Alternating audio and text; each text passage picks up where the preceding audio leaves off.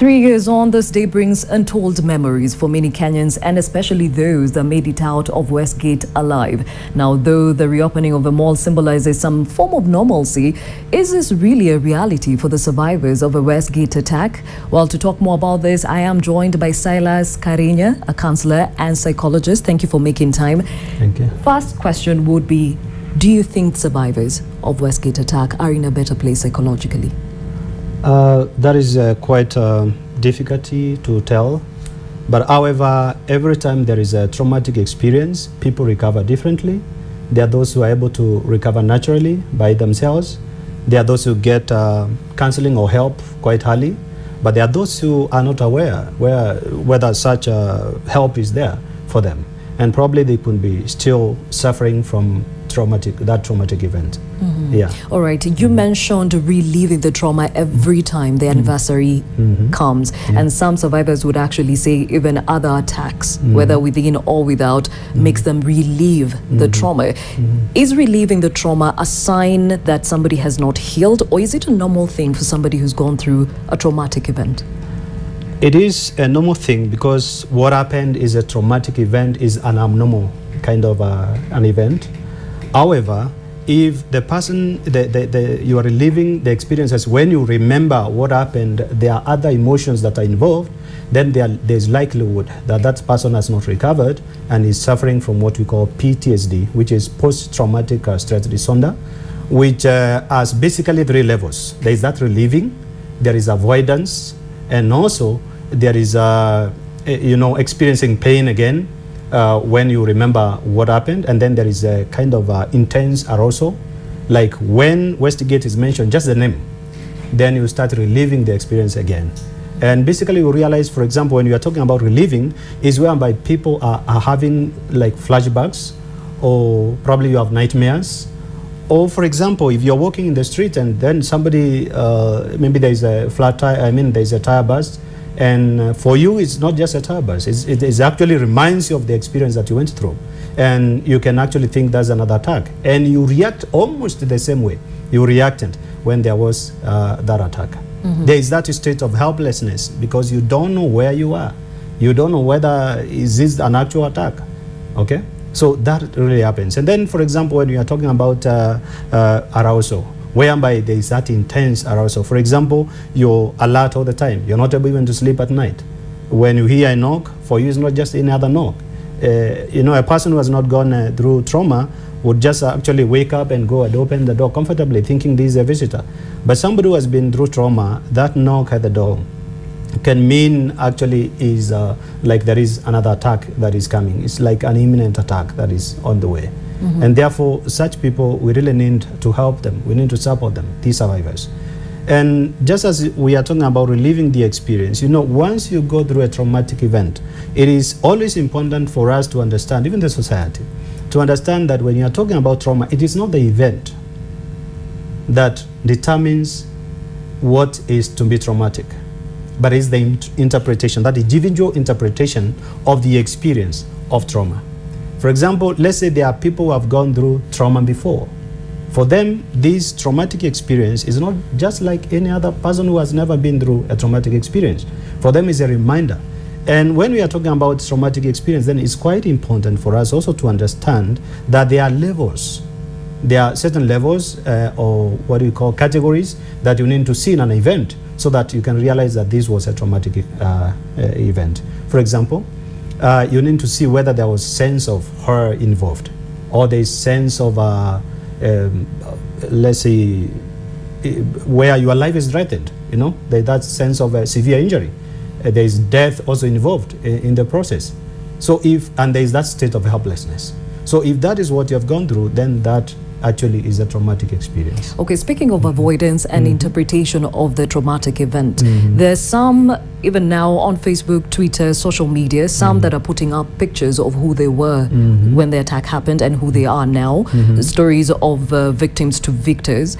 And then there are those that literally packed and left, or would choose to do so because everything that happens around the mall as it is today reminds them of that time. So is this person who says, I'd rather move away from the mall itself because it reminds me of that time, do we are we saying they are not in a good place, or are we saying it's their way of dealing with issues?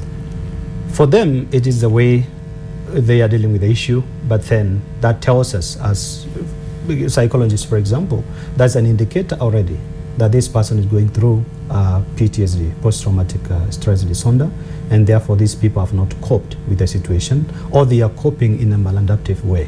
They are not coping in the right way that they are supposed to cope. Because avoidance will only keep you away from the distance that you are not able to like go and assess them all again. But then you still live with the memories. You still live with the pain. You still live with the anger that comes with the traumatic experience. So even if you avoid the place, the memory is still there. So you are actually living now not in a physical manner, but you are living the same experience, but then you are living it in a, let's say, from psychological point of view. Mm-hmm. Yeah. Okay. Now, in the case of somebody who's gone through a traumatic event as this, there's a support system that works with them. What should that support system do to help along the healing process? Now, one thing is, I think you've heard people saying, Westage has been 3 years. Why are you still suffering? You know, people can usually say that because they don't know that any traumatic experience that happens in the life of a person has a subjective way of looking and interpreting that trauma. Okay, for example, let's say somebody had gone through divorce even the previous day, or you lost your husband, for example, the day before the attack. You know, this person, the mind was, it was in a psychological point that this person was experiencing a lot of pain. Okay, therefore, when there is another additional pain through the traumatic experience, particularly like we are talking about Westage, then this person was not in the right place to undo whatever it is that happened. Okay, therefore, it is quite important for the members of the family or support system to understand that this person is just normal like any other person, but is reacting in a normal way, of course, but then reacting to a very abnormal situation. Therefore, there is need to know maybe what trauma is, to know how people with the trauma react. For example, you realize, like, let's say somebody is your spouse and they become irritable. Something small really makes them so mad, if I can say so. Okay, now you need to realize that they are not mad naturally. They don't want to get angry naturally, but because they went through a situation that kind of formed their perception in a manner that they are not able to handle things like any other person. Therefore, it's quite important to understand them. That is the first thing. And the other thing, to understand what they are going through is normal. Okay, the feelings they are going through. Let's say, for example, somebody is not able to eat well, somebody is not able to sleep well, somebody is scared all the time, is afraid even of darkness and wherever. Now, you need to understand those people to realize that they have gone through a traumatic experience and they may need your support. So one thing is to assure them that you are there for them as long as they need you. So that even the moment that they react in what we would call a maladaptive way, you don't judge them. You don't start criticizing them. You actually assure them, I am here for you to support you through and through. All right. So that's the support that can really help them.